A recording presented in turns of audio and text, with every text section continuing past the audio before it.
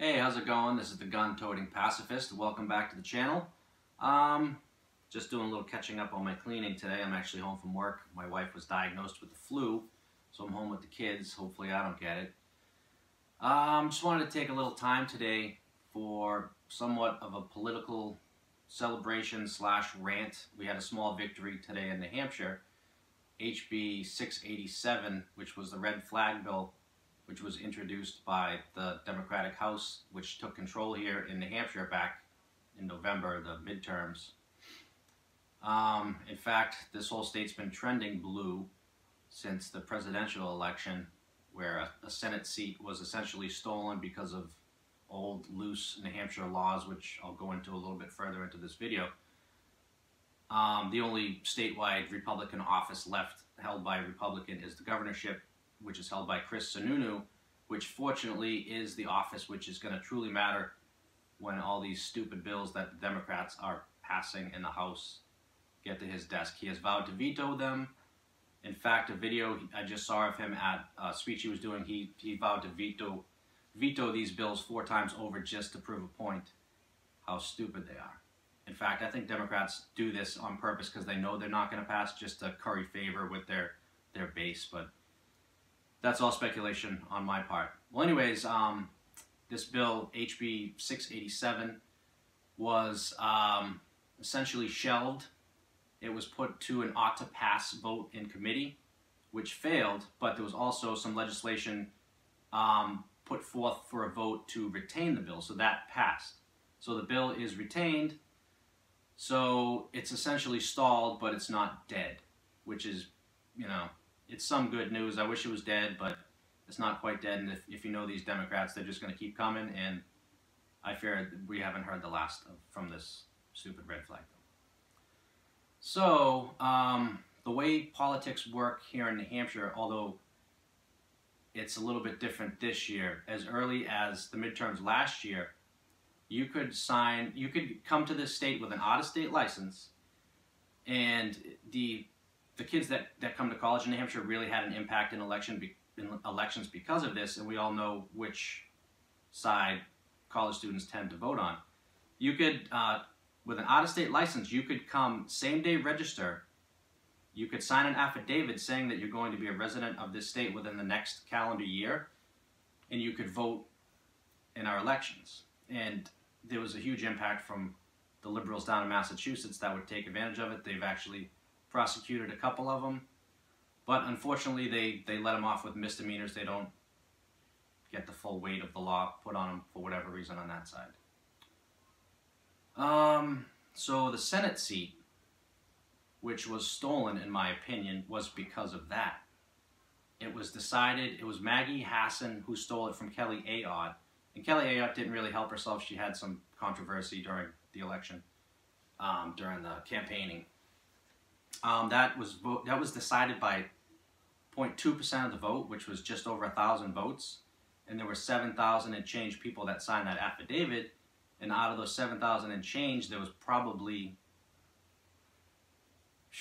less than a fourth of them actually became residents of New Hampshire, and unfortunately most of them just skated away with no charges at all. They brought charges mostly against the people that voted in 2 states, Massachusetts, New Hampshire.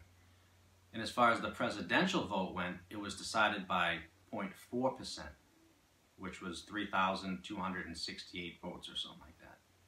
So in my opinion, both of those were stolen by this affidavit. But fortunately, Sununu did sign a bill into law which does away with that same day. You can still same day register to vote, but you have to be a resident of New Hampshire in order to do so. So that's one positive. And I moved to New Hampshire in March of last year, and I was kind of excited to get here because in Massachusetts, as a conservative, my vote really didn't matter much, didn't count towards much, but I was excited to vote in New Hampshire because my vote may actually mean something. And I was very disappointed the way the midterms went this year, and hopefully with all this crazy stuff that the Democrats are doing in the House here, people kind of catch on. Although as a delivery driver, the people that I talk to through the course of my day seem to be completely oblivious. Most people seem to be completely oblivious to what is going on here. Okay, since the Democrats took over earlier this year, they have introduced a state income tax bill, a state sales tax bill. They want to drop the voting age to 16, which would counter the bill that was signed in, that whole affidavit out of state voting thing. If you drop the age to 16, that would probably even out back to favoring the Democrats.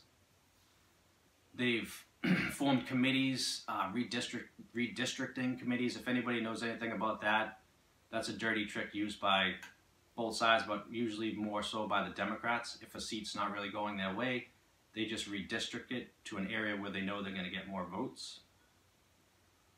All right, here I go, losing my train of thought. Oops. So the state income tax bill, the state sales tax bill, all these crappy things, they want to fine you, they want to tax you, they want to introduce a bill which in part would fine you for, if you forget to register your car, it would fine you $100 a day for every day thereafter that you let go by until you go to re-register your car.